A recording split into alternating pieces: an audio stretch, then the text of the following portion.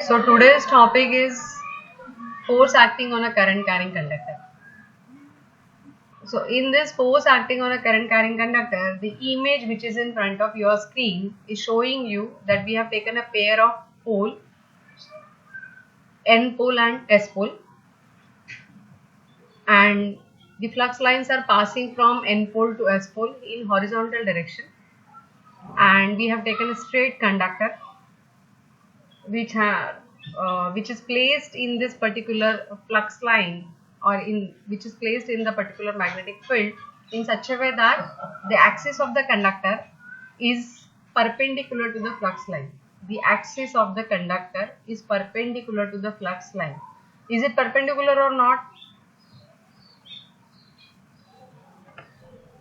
Yes.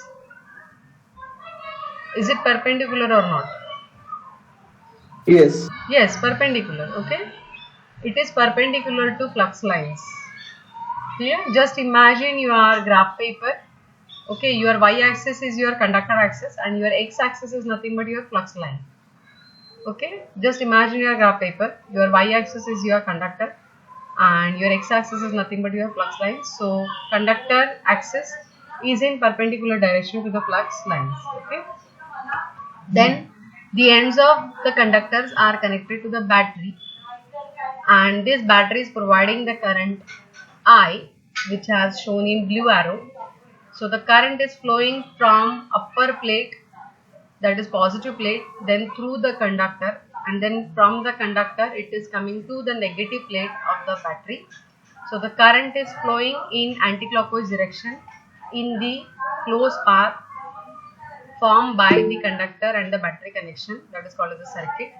So in a given circuit, the current is flowing through a conductor in anti-clockwise direction. Are you able to understand what I said? N pole to S pole flux lines are passing. These flux lines are flowing in horizontal direction. To that horizontal direction, we have placed a conductor which is in a perpendicular direction.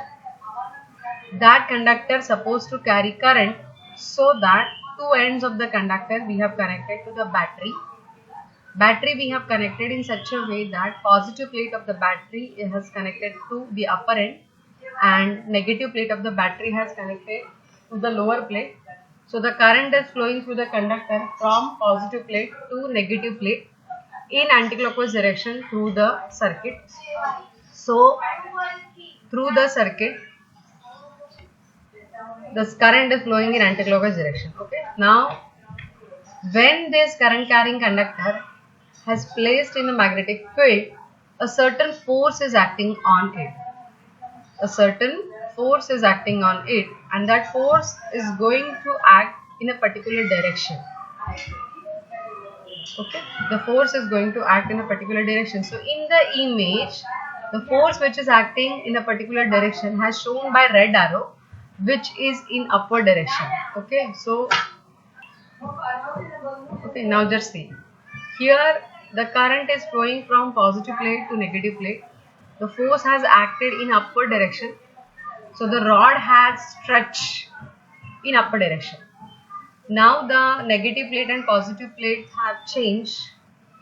So positive plate has come down and negative plate has come up. So current is flowing in now clockwise direction through the circuit. As the direction of the current has changed, okay, the direction of the stretching of the rod has changed. So when current is flowing in circuit anti-clockwise, the force is upward, and when the current flow through the circuit is clockwise, the force is in downward direction. So direction of force depends on direction of current. So as the direction of the current changes, the force changes. Is that clear?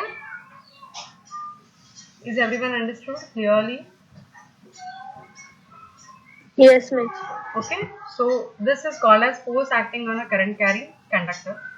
So now in the next slide we will see that this animation, I think you have given, that animation has given you the idea that at how force is acting on a current carrying conductor when the conductor is placed in a magnetic field. Okay, so what's the point?